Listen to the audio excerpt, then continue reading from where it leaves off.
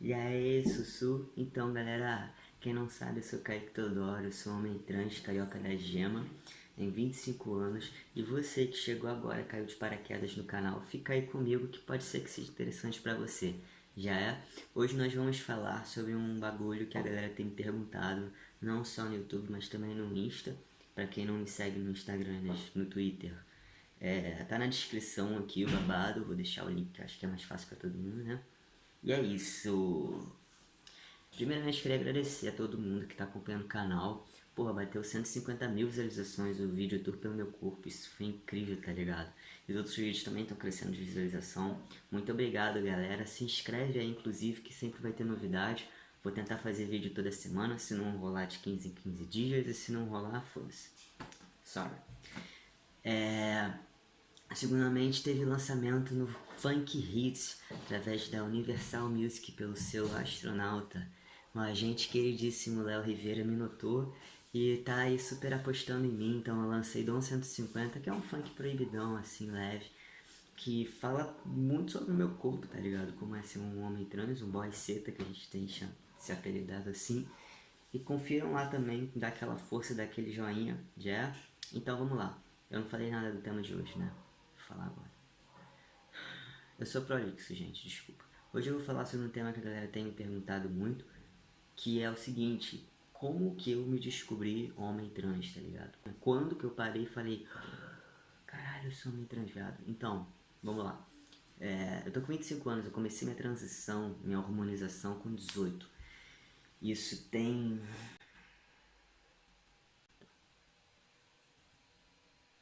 Isso tem 7 anos já, tá ligado? Então é um tempinho, né, em relação a como é que essas coisas entravam na mídia e como essas coisas eram mostradas, mudou bastante. Pra vocês terem noção, na época que eu comecei só tinha eu e o Felipe Caito fazendo vídeo. Tinha até um canal de Power Ranger trans, uma parada assim que era bem engraçado dos meninos. E era só isso que tinha, sabe? Do Brasil. Eu lembro que a gente se baseava muito nos gringos, porque não tinha muito exemplo aqui. E era muito aquela coisa de comunidade do Orkut também, rolava ainda. Saudades Orkut, inclusive. Enfim, então foi uma época, cara, que não tinha muita informação sobre o assunto, não tinha muito exemplo sobre o assunto, era uma coisa muito desbravando a selva, sabe, sozinho, era um bagulho meio assim. E o que aconteceu? Eu sempre me entendi de uma forma meio estranha, eu sempre fui uma criança, não diferente, mas eu não conseguia me encaixar, eu não me sentia confortável onde me colocavam, né? Porque queriam que eu usasse saia, queriam que eu brincasse de boneco, essas paradas, e eu não gostava desses bagulho. E eu sempre tive isso pra mim, tipo, eu achava que era normal, e é uma coisa normal, né? Isso não fala se você é homem, se você é mulher, isso é só seus gostos, como você quer brincar. Mas era uma parada que, tipo assim, minha família já achava que alguma coisa ia acontecer ali naquele meio tempo, sacou? Fui chegando na adolescência, pré-adolescência, meu corpo foi desenvolvendo muito de um jeito que me assustava, me causava muita angústia, mas eu não sabia explicar aquilo, eu não entendia, tipo, por que que eu não gosto de ter peito, por que que eu não gosto de misturar, eu não sabia disso. Acho que ninguém gosta de misturar, né? Mas enfim, eu não entendia. Eu só fui entender isso melhor na minha adolescência, lá pros meus 15 anos, quando eu assisti um seriado chamado The L Word, que era um seriado sobre mulheres lésbicas, só que tinha um personagem que era um homem trans, que era o Max. E, cara, esse seriado é muito antigo, tá ligado? Mas a galera dessa época do GLS, não era nem LGBT, era GLS na época, assim, pra vocês terem noção como é que eu sou Kakura, tá? A galera dessa época, tipo, todas as minas assistiam, as mina bi, as mina lésbica, tá ligado? Todas elas assistiam a seriado que era foda. Na verdade, era uma merda o seriado, mas ele era o único que representava as mulheres lésbicas. Então, enfim, era o que tinha, sacou? Era o que tinha. Aceita. Daí eu lembro, tipo, da cena, o Max, ele era um personagem que eu não suportava, eu achava ele ridículo, eu achava péssimo ter aquele personagem, até que sem querer eu vi um episódio, porque eu sempre passava as cenas dele, eu cortava, assim, não gostava de ver a história dele, me incomodava de um jeito que eu não sabia explicar, sabe?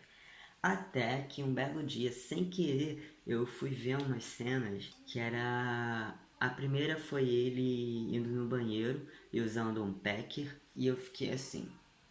E ele, tipo, com uma felicidade, sabe? Uma parada muito bacana. E aí eu fiquei meio mordido com aquilo. E a segunda cena foi ele num restaurante com uma mulher, e aí ele resolve contar pra ela que ele é um homem trans. E ela, logicamente, rejeita ele.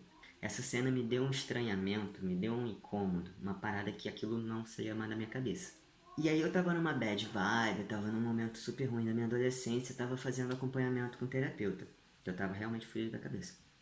Eu tava em depressão. Imagina, cara, você tá na adolescência, que já é uma coisa perturbada, e você não sabe quem você é, você não entende o que está acontecendo com você, mas você só sabe que você não gosta do que você está vendo no espelho. E aí, sabe, loucura, bicho, muitos hormônios, coisas, cabeça, pá, pá, pá. E aí eu pirei, fui terapeuta, inclusive faço uma análise, faz bem, saúde mental é muito importante. E aí eu comecei a contar essas paradas dos episódios, eu comecei a contar essas paradas que eu tinha com o meu corpo, eu namorava uma mina na época, não conseguia transar com ela, tá ligado? Porque eu tinha muita vergonha. E aí a mulher não tinha, a terapeuta não tinha preparo nenhum, falou que era uma aberração, blá blá blá blá, foi um monte de merda. Só que ela foi super importante porque ela falou pra mim que existia um hospital chamado... Isso já tinha lá meus 16, 17 anos, tá? Chamado Pedro Ernesto, que tinha uma junta médica que trabalhava com pessoas trans.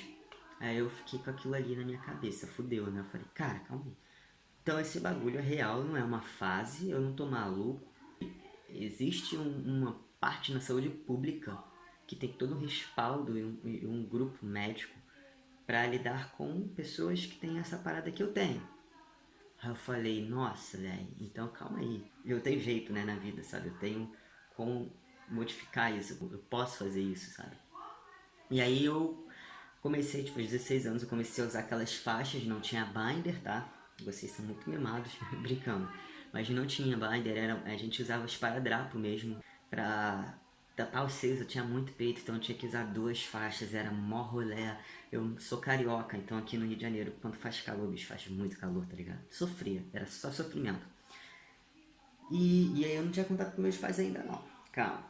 Aí eu fui, mudei de terapeuta, que a minha mãe viu que não tava dando muito certo aquela situação. Minha mãe na época era evangélica, então complicou mais ainda a minha vida, né? Tipo, não sabia como eu ia contar isso pra ela. Eu tinha muito medo mesmo. E aí a minha missão era assim, vou esperar aos 18 anos, vou viver com essa coisa dessa forma, tentando ser invisível com isso. E tentando me sentir bem ao mesmo tempo. E aí eu vou esperar os meus 18 anos pra eu meter o pé de casa, trabalhar e fazer minha parada. Só que não deu pra fazer isso, porque minha mãe acabou descobrindo umas conversas minhas sobre hormônio. Nesse meio tempo eu conheci um menino trans tentando montar banda com ele e tal, e aí ele também tava começando a transição hormonal dele. As coisas foram se casando, sabe? E aí a minha mãe pegou umas mensagens, aí deu ruim, não sei o que, e aí eu resolvi contar tudo. E aí eu tinha 17 anos, velho. Eu não tinha muita opção, sacou? Minha mãe já queria conversar comigo sobre as paradas que ela leu, de hormônio, não sei o que. E aí eu resolvi que, tá bom, vamos conversar, já que ela tá nessa pressão, eu vou conversar, vou mandar a real.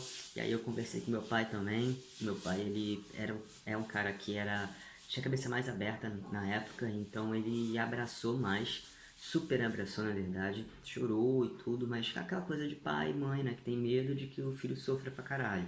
E só que quando eu contei pra ele, mostrei exemplos nas comunidades do Orkut, sobre outros homens trans, sobre que, tipo, cara, aquilo é possível, tem no hospital público, então não é uma coisa da minha cabeça, sabe? Ele ficou muito mais tranquilo e topou essa luta comigo, sacou? Tanto que foi meu pai que pagou minha cirurgia, super me ajudou muito no início da minha transição, com hormônio, com a porra toda. E, galera, tudo isso que eu tô falando, tudo que eu passei, sacou? Eu só consegui me enxergar como uma pessoa que eu sou através de personagens trans que eu vi na mídia, sabe? Então, olha o tamanho da importância da representatividade trans, a representatividade de fato, tá? É representar a gente de verdade na íntegra. Isso é muito importante porque a gente se reconhece. E é aí que a gente começa a se enxergar e ver que é possível. Isso é muito importante. Foi assim que eu comecei a me descobrir, através de seriado. Depois eu conheci o Bucky Angel, que é um ex-ator pornô trans, ativista e incrível. E por aí foi minha viagem e hoje eu tô aqui com essa carinha de boy. Nós.